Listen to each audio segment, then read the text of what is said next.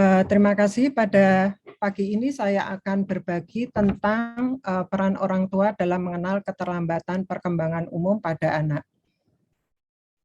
Sebagai orang tua tentunya kita ingin mempunyai anak yang sehat, baik secara fisik maupun mental.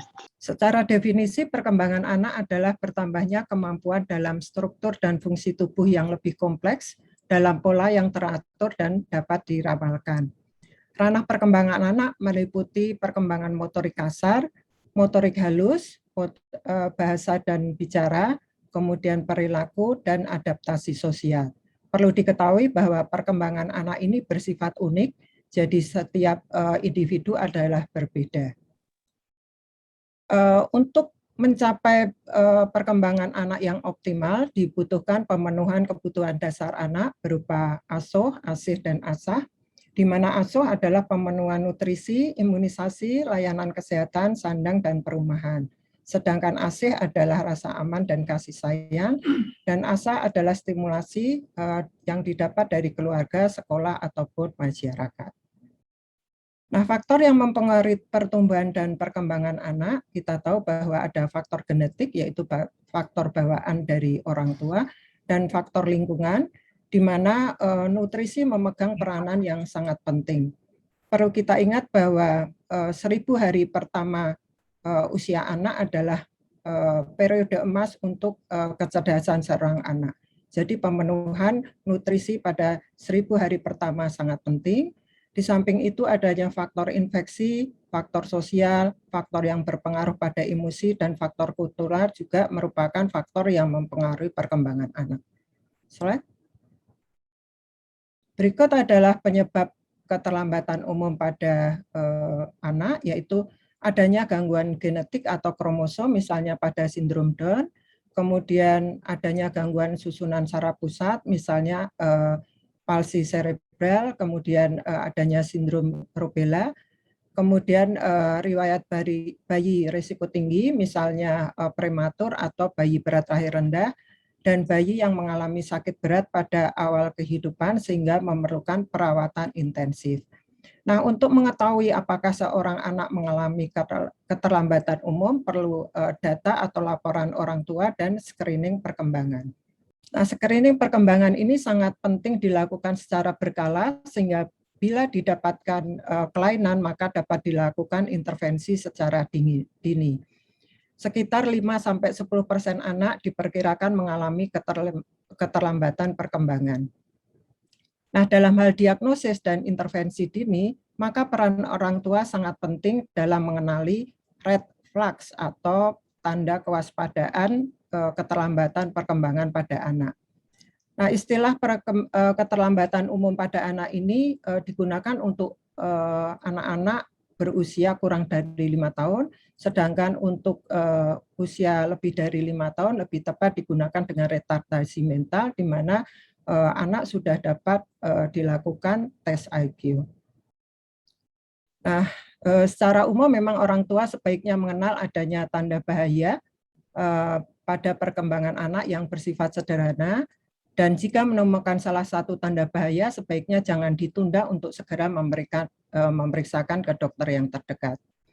Pada perkembangan motorik kasar, urutan selalu sama walaupun kecepatan berkembangannya bervariasi, dan anak biasanya dalam 2 tahun pertama sudah mencapai keterampilan motorik kasarnya.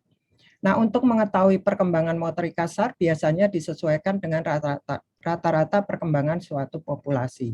Nah, tabel ini memperlihatkan perkembangan motorik pada tahun pertama, di mana kita lihat bahwa terlentang dari posisi tengkurap merupakan kepandaian yang pertama dicapai pada usia 3,6 bulan, kemudian tengkurap dari posisi terentang sekitar 4,8 bulan, kemudian duduk tanpa ditopang 6,3 bulan, duduk sendiri sekitar 7,5 bulan, merangkak pada usia 7,8 bulan, kemudian menarik tubuh ke posisi berdiri atau berdiri dengan berpegangan sekitar 8 bulan sampai 9 bulan, kemudian anak bisa berjalan sendiri sekitar usia 11,7 bulan atau setahun, dan anak bisa berlari sekitar usia 1 tahun 3 bulan. Sedangkan untuk 1 sampai 2 tahun, perkembangan motoriknya adalah seorang anak sudah mampu melangkah dan berjalan dengan tegak.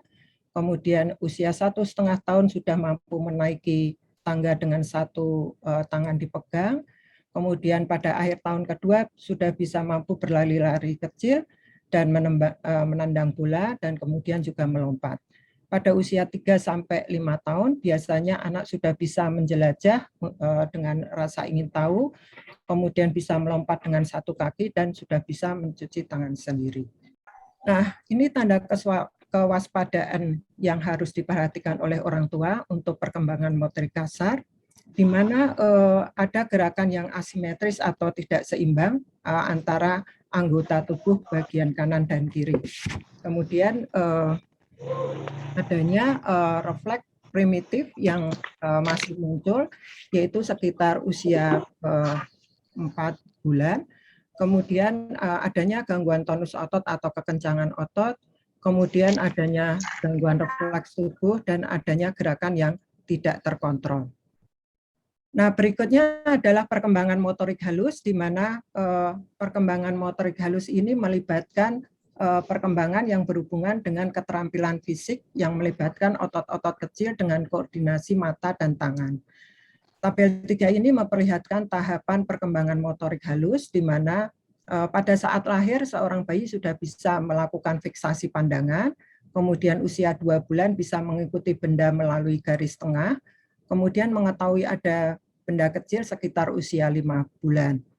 Pada saat usia 3 bulan, telapak tangan mulai terbuka, kemudian bisa menyatukan kedua tangan, memindahkan benda antara kedua tangan, itu pada usia 5 bulan, kemudian bisa meraih benda pada usia 6 bulan, kemudian pada usia 9 bulan dia bisa meraup dengan tangannya dan bisa menjimpit mainan dengan jari-jarinya sekitar usia 11 bulan, dan bisa melempar benda sekitar usia 1 tahun. Kemudian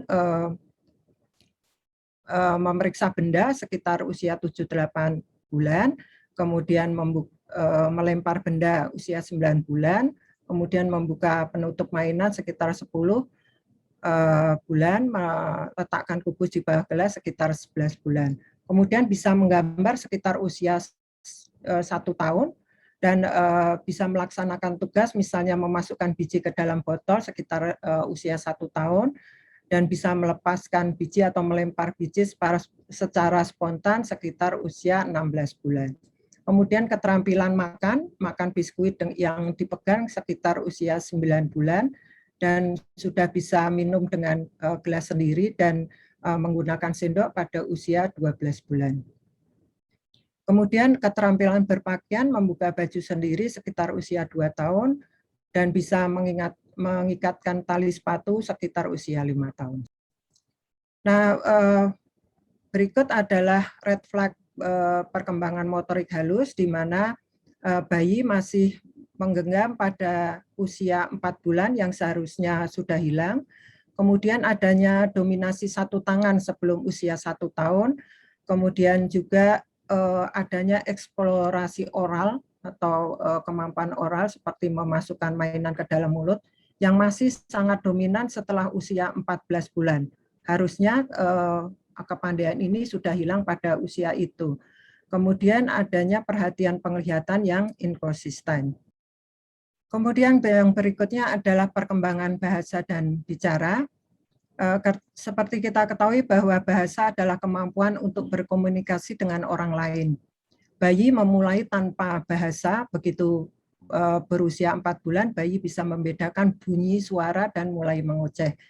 Tabel 4 ini memperlihatkan tahapan perkembangan bahasa dan bicara, di mana pada saat lahir bahasanya adalah menangis, ketika usia 2-3 bulan akan mengeluarkan bunyi yang disebut dengan cooing, berupa ah atau kemudian 4-6 bulan akan ada suara mama atau dada yang kita sebut dengan babbling.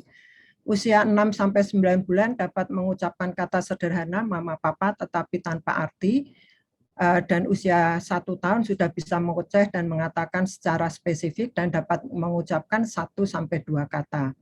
Pada usia 1-2 tahun, anak mampu memiliki perbendaharaan kata sekitar 10 dan bisa menirukan, mengenali, dan respon terhadap orang lain, sudah mampu menunjukkan 2 gambar, mampu mengkombinasikan kata-kata, dan mulai mampu menunjukkan lambaian anggota badan. Nah, yang terakhir adalah tahapan perkembangan perilaku adaptif sosial. Ini merupakan kecerdasan yang lebih kompleks lagi pada seorang anak yang melibatkan adanya kemampuan kognisi pada anak. Pada masa neonatus, usia 0-28 hari, adanya tanda-tanda tersenyum yang kita sebut dengan senyum sosial, dan kemudian mulai menatap muka untuk mengenali seseorang.